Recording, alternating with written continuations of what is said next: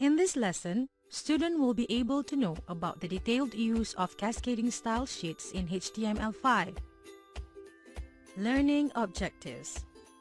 After the completion of this lesson, you will be able to understand what is CSS3, Styling with Cascading Style Sheets 3, Selectors and Style Definitions, Linking HTML5 and CSS3, Inline Style, Embedded Style, Fonts, Backgrounds, Borders, Positioning Elements, the Box Model, and Media Types. Introduction to Cascading Style Sheets 3. A style sheet language used for depicting the presentation of a document written in a hypertext markup language. It is used for style and designing the web pages. Used to depict the presentation of documents. Characterize sizes, dividing, textual styles, hues, format, and so forth. Enhance content accessibility as well as flexibility. Because of CSS3, all HTML5 presentation labels, tags, and characteristics, attributes are depreciated. Example, textual style, font, center, and so on. Presentation from content. Why cascading? Priority scheme, figuring out which style rules apply to component.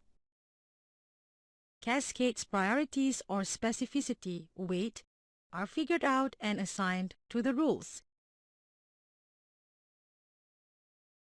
Child elements in the HTML5 document object model, DOM, 3 inherit styles from their parent. Some of the CSS styles are allowed to inherit and some of the CSS styles are not allowed to inherit. Text-related and list-related properties are inherited, such as list style, color, font family, font size, text align, line height, etc. Box-related and positioning styles are not inherited. Border, margin, padding, position, width, height, float, etc. Elements do not inherit color and text decoration. Style sheet syntax. A CSS rule is made up of a selector and a declaration. A declaration consists of attribute and value. CSS selector is used to specify the elements that will be styled according to the CSS rule. Selectors, attributes, and values. In the following example of selectors are body, heading 1, H1, and paragraph, P. Example of attributes are background, color, and font size, as well as their corresponding values are purple, green, large respectively. Example of declaration block such as within the body start with curly bracket, then define font family such as Courier, font size such 20 pixel, background color such as purple, and then end with curly bracket.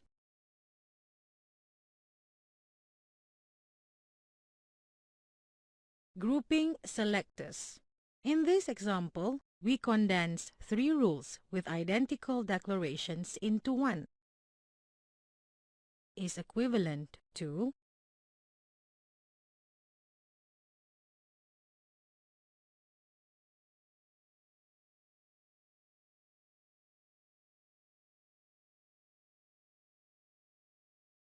style sheets syntax.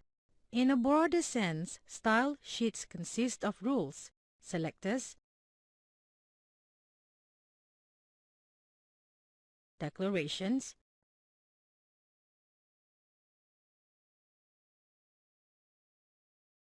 properties, and values.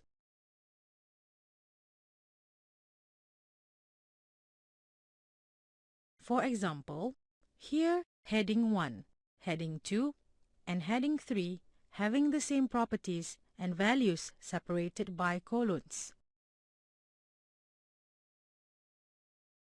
Selectors. Selectors are used to select the elements on an HTML page that are affected by rules. Selectors determine which element the rule applies to. All elements of specific type tag. Those that match a specific attribute, ID class. Elements may be matched depending on how they are nested in the document tree HTML. For example, there are three primary kinds of selectors such as by tag or type selector, element ID selector, and element class selector. By tags or type selectors are very simple. They correspond with any HTML element type. For example, the following code H1 is a simple type selector. An element ID selector is declared using a hash or pound symbol preceding a string of characters. The following code is an element ID type selector. An ID element on a web page should be unique. Element class selectors are very similar to element ID selectors. The major difference is that while a certain ID should only be assigned to one element, we can assign the same class to as many elements as we want. The following code is an element class type selector. Selectors can be combined with commas. For example, this will match H1 tags, elements with class link, and element with ID top link. CSS3 styling, ID and class. In CSS3, HTML5 elements can be styled using selector. Here, two own selectors, ID and class, is defined. ID selectors are unique and only be used once on the page. Class selectors applied to any element as many times as needed. If a class selector and ID selector were to be in conflict, the ID selector would be chosen. In CSS, HTML5 elements can be styled using selector. The following table distinguishes between the ID and class selectors. In case of ID selector, it is a unique identifier for an element within a web page, whereas classes are not unique. IDs can only be applied once within a document. On the other hand, classes can be used as many times as needed within a document. One ID is used when styling an HTML5 element. On the other hand, multiple classes are used to style an HTML5 element. Refer to given example. The following examples illustrated the use of ID selector as hashtag top and class selector as .intro respectively. The following example shows the use of ID selector.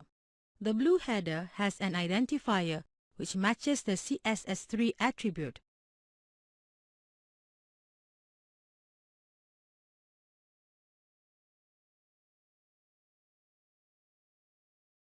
The following example shows the use of class selector. The blue headers employ the use of the .blue CSS style to override the red text of the H1 style.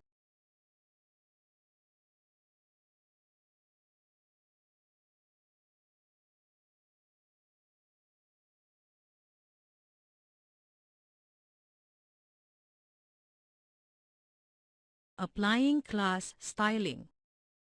Styles applied to an element, the parent element, also apply to the element's nested elements. child elements. Multiple values of one property can be inherited on the same element, so the browser must reduce them to one value for that property per element before they are rendered. A pseudo class is used to define a special state of an element. For example, it can be used to style an element when a user mouse over it, style visited and unvisited links differently, style an element when it gets focus. The following example shows the syntax of pseudo-classes.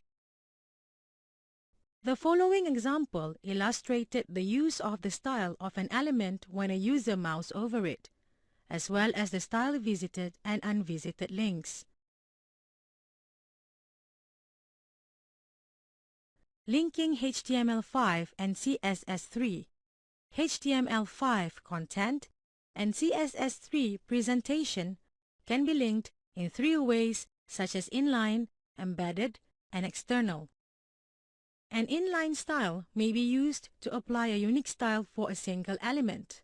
To use inline styles, add the styles attribute to the relevant element. The style attribute can contain any CSS property. The example shows how to change the color of a paragraph element to blue color. Embedded style sheet, best used to control styling on one page. The examples show how to change the color of a H1 element to red color. CSS3 supports external style sheets.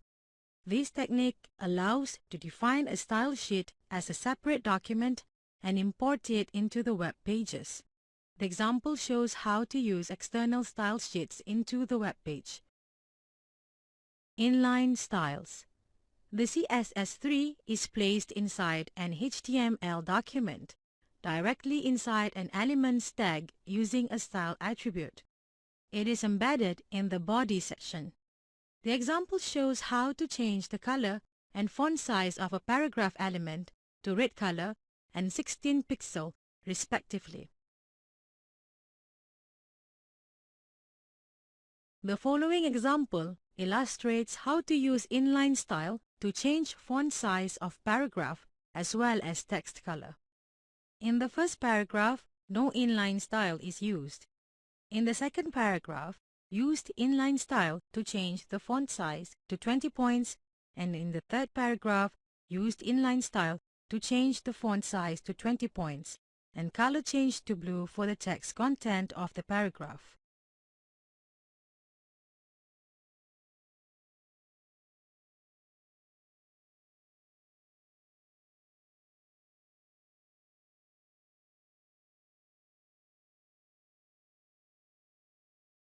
In inline style, color names and hexadecimal codes might be utilized as the property value of color element.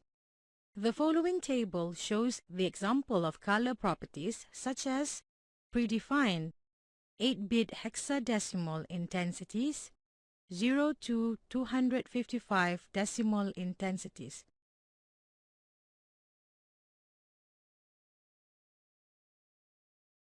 The following table contains the HTML5 standard color set. The value consists of color name, hexadecimal, and decimal RGB format.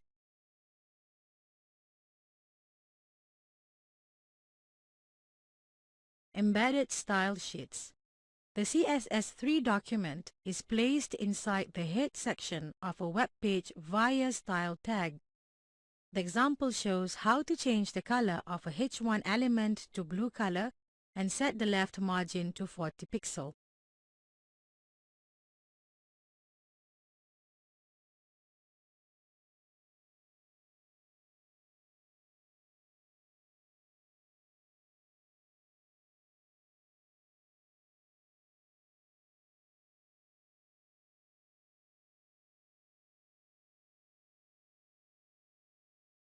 The output of the example of the embedded style sheet are also shown here for the better understanding of the concepts of CSS3 embedded style sheet. In this example, the styles defined for parent elements are inherited by child nested elements. For example, the HTML code. Here, a child M element inherits the font size property from its parent P element. The child M element has a color property, purple. The parent P element has a color property, green. Properties defined for child elements have a higher specificity than properties defined for parent elements. Conflicts are resolved with higher specificity, so the child's styles take precedence.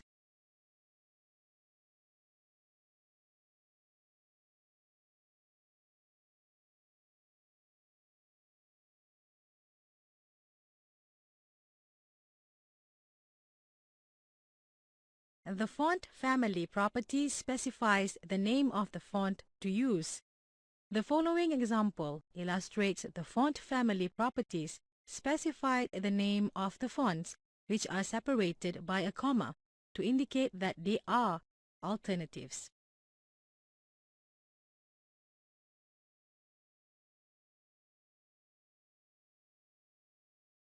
The font family property specifies the font for an element. The font family property can hold several font names. If the browser does not support the first font, it tries the next font. Not everyone has the same fonts installed in their computer. Configure a list of fonts and include a generic family name.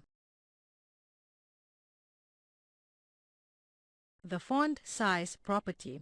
It specifies the size used to render the font. Relative font size values are preferred over points. Percentages is used to increase or decrease the text size compared to the default size. Relative value 150% means 1.5 times the default size. The text decoration property specifies the decoration added to text. Text decoration property applies decorations to text in an element, mostly used to remove underlines from links for design purposes. The possible value: none, underline, overline, line through.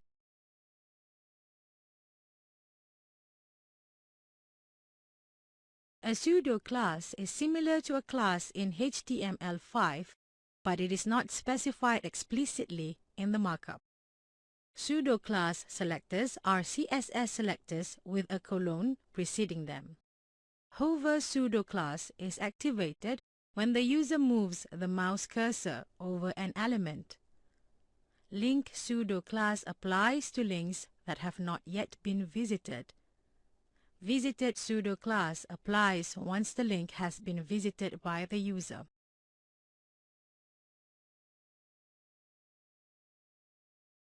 Length in CSS. There are 3 categories of length, such as relative, absolute, and percentages.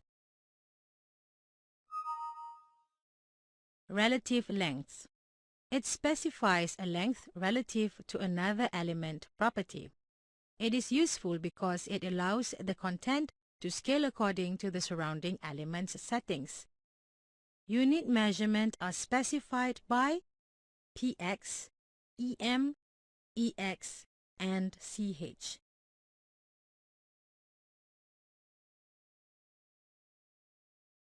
Absolute lengths. It describes concrete physical dimensions. It does not depend on any other elements. It gives web designers the ability to set a precise length to any element. Unit measurement are specified by px, pixel, in, inches, cm, centimeters, mm, millimeters, pt, points, pc, picas.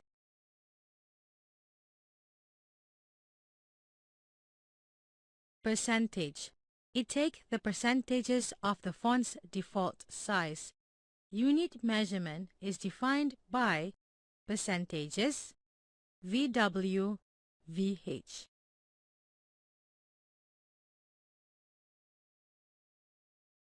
The following example shows how to define and use of the three categories of lengths in CSS such as relative, absolute, and percentages, and also displays the output, which illustrates the clear understanding of concepts of length measurement in CSS.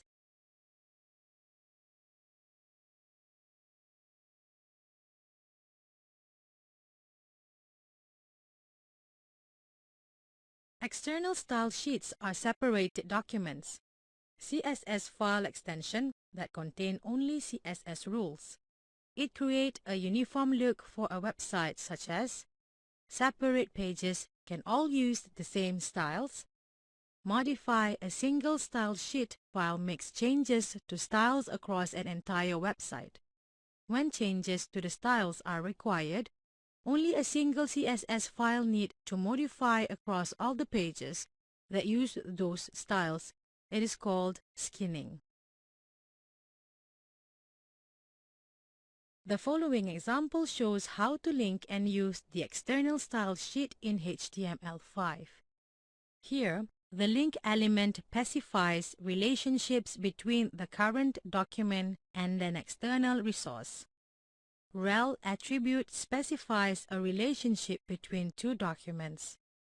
Declares the linked document to be a style sheet for the document. Type attributes specifies the MIME type of the related document. href attribute provides the URL for the document containing the style sheet.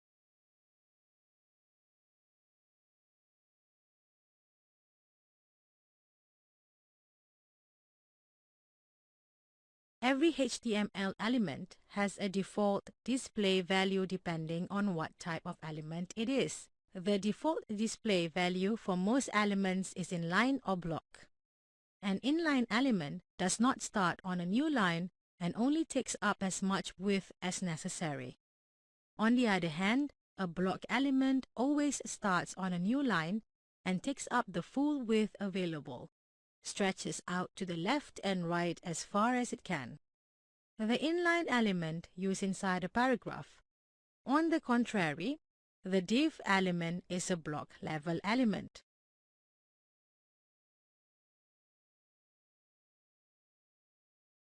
Every HTML element has a default display value depending on what type of element it is. The default display value for most elements is inline or block. The following inline element, span, diagram shows how spans follow the text of the page. When they reach the end of the page, they automatically wrap. The following block element, div, diagram shows how divs expand to the entire width of their container. They also force a new line immediately after them. The following example of inline element, span, shows how spans flow the text of the page, and when they reach the end of the page, they automatically wrap.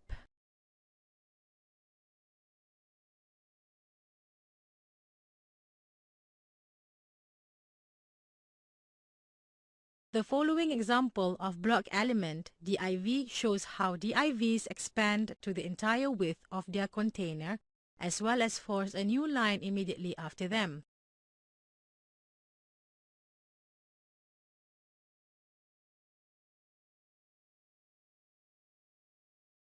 Positioning elements. Positioning is a natural way of organizing how the elements are displayed. There are several types of positioning: static, relative, absolute. Static positioning. It is a default positioning. It means that every element is positioned in the natural order it is added to the page. Relative positioning.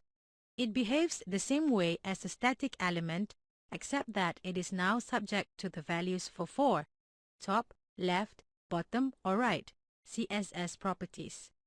When you offset a relatively positioned element, the offsets are relative to the element's original place in the normal flow. It tells the element to move relative to where it would have landed if it had just had the default positioning. The following example shows the implementation of relatively positioned element where the second box is set to position, relative, and the offset using top 20 pixel and left 20 pixel values.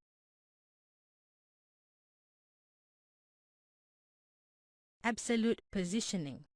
It gives more noteworthy control over a page components.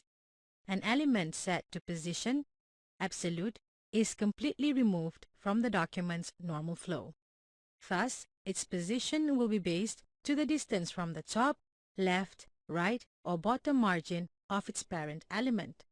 When you offset an absolutely positioned element, the offsets are relative to the browser viewport, or, to oversimplify it, the whole window or document body.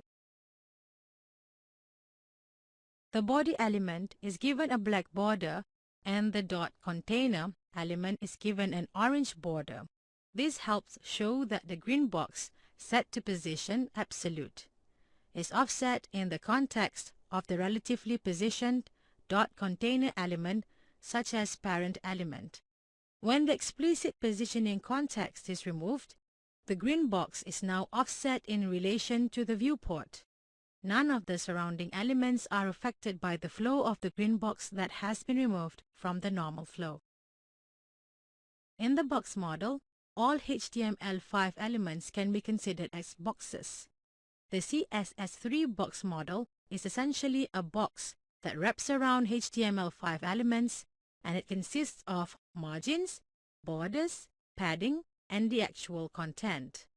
The box model can be used to add a border around elements and to define space between elements. The following diagrams show the CSS3 box model, which is a box that wraps around HTML5 elements such as margins, borders, padding, and the actual content.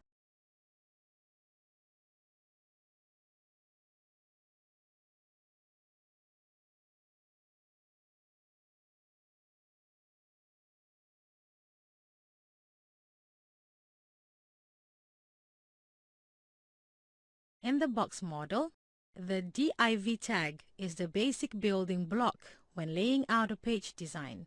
The actual content will go inside the opening div and closing div tags.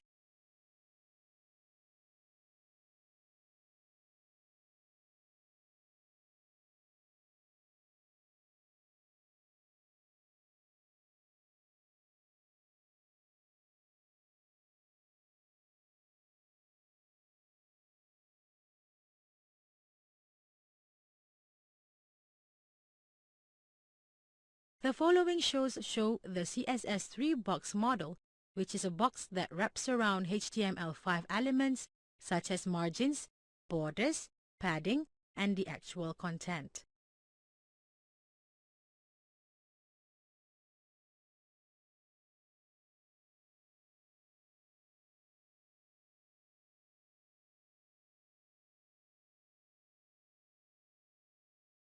Box model calculation.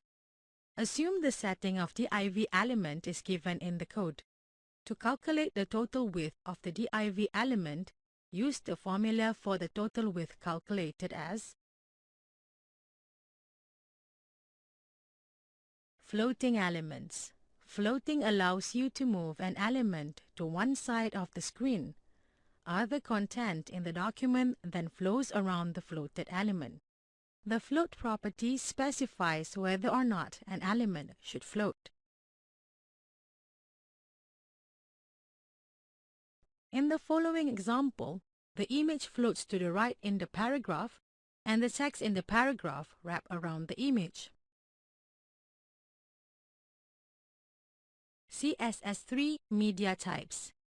It specifies how a document is to be presented on different media: computer screen, paper, mobile device, etc. Most regular media type for a website page is the screen media type, which is a standard PC screen.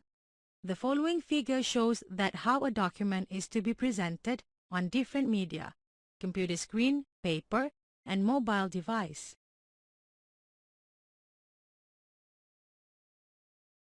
Media types example. The following example illustrated that a block of styles which applies to media type screen is declared by @mediaScreen and enclosed in curly braces. On the other hand, this example also illustrated to create a block of styles that apply to a single media type such as print, use @mediaPrint and enclose the style rules in curly braces. Other media types in CSS3 includes such as